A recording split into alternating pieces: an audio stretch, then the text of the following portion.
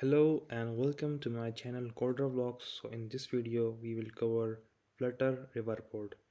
So in a previous video I have covered Riverpod, which is a state management approach. So I have covered part 1 because I divide this Riverpod topic into many parts because it is a learning curve.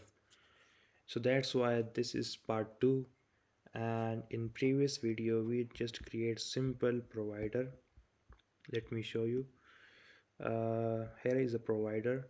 It is a state provider, so it listen for a integer value, right? So its initial value is 0, and when a button is pressed, so its state is increased, like I am incrementing its value by 1. So this is what I create in the previous video. So in this video we will structure our project, and also this is very simple provider. We have to create a custom provider, so which has multiple variables like string, integers.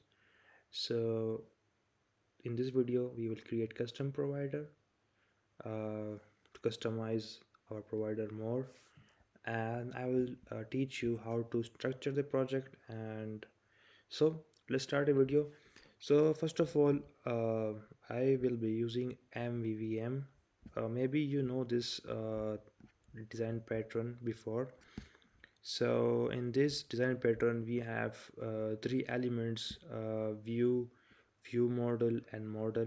So model is basically a business logic and data, and we get that data from like structure of data, like suppose user has name, a password, etc.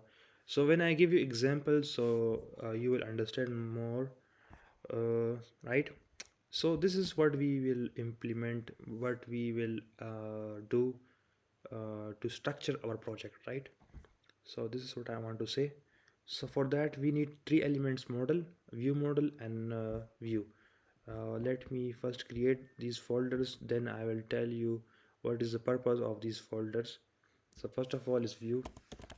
In a view folder we will add the front end code only, right? Just front end code. And then we have a new folder that will be called view model. In view model we will just write something to manage the state of the UI. So it will be the logical representation of user interface. In simple words, that will be state management code, right? And the last one is model. Model will be like how to structure our data, like what data we get from a server, we have to model it. And getting data from server and giving a structure to data is will be the responsibility to this model folder, right? So I hope you'll understand what I'm saying. So this is three folder, so we will divide our whole project in these three folders. So view model will be doing a logical representation for UI, user interface. It will be a straightforward view front end code, and this will handle our data. That's it. Okay.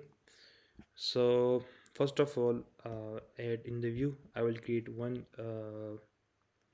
class that will be called my home page dot, right? Okay. So I will copy that code from the main class, because in a main class I want to just keep its root code, not the view code. So that view code, that front end code will be copy and paste over here. Let's import the package for it.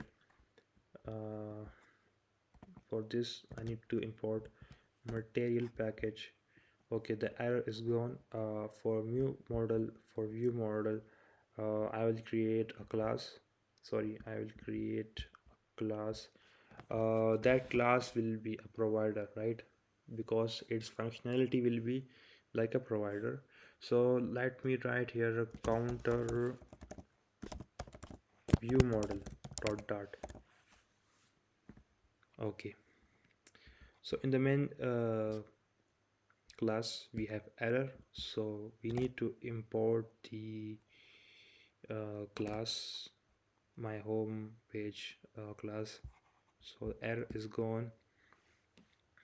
So now I have explained you the purpose of the structure that I have made now. And the second thing what we will do is we will just remove this provider and we will use custom provider.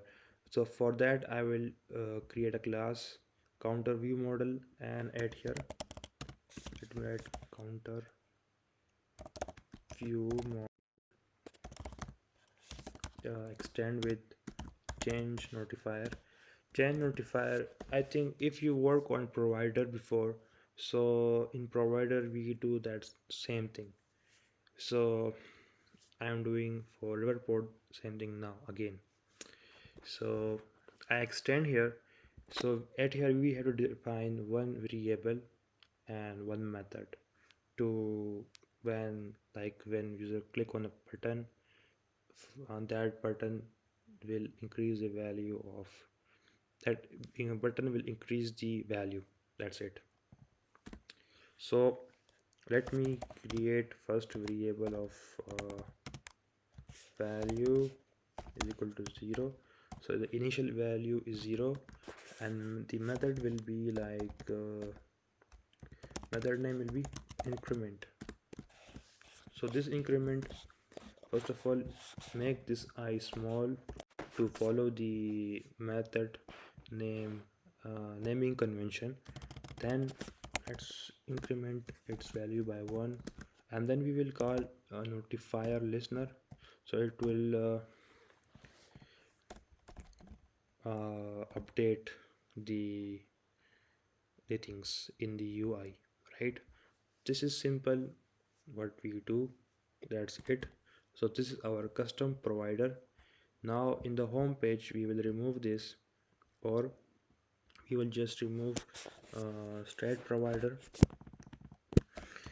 and right here change notifier provider, right? And let me remove this 0 value because before it was for only integer, but it is now custom. So I will write the name of the class counter view model, that's it. So just here I'm using the custom provider with the name of counter view model.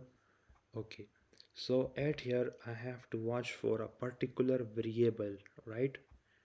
So my particular variable name, and at here I will just remove the state. I'm not using state provider and notifier, and at here I have to use the method. So I want to use the method of increment will increase a value by 1 on this button press, right? So let me rerun the application and let me show you the demo. So this is simple. So this is how I make things easier for you, right? So let me give you one more example. For example, if I go to the view model class, and if I want to change this integer value to string, like let me say name, and at here I will set its value to none, and I will create one more method, give name, right? Give name, it will give my name.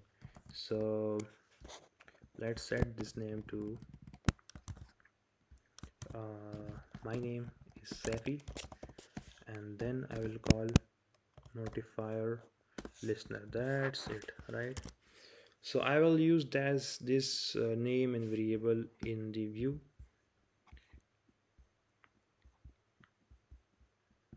So at here I will use name as variable, and at here I will use method for get name given give name, right? So let me run this and show you. So you can see here it is showing none. When I click on the button, so it will show my name, and that is Safi. So this in this way you just manage your state of UI in Riverpod, right? And I hope it is easy. So one thing is missing is that model. In model we did not write any code, but don't worry. In coming video we will I will also tell you that what code will be in a model folder, so you will understand more, right? So I hope this video will be helpful to you. So, and I'm also requesting you to subscribe my channel to support me, and see you in next video. Bye bye, take care.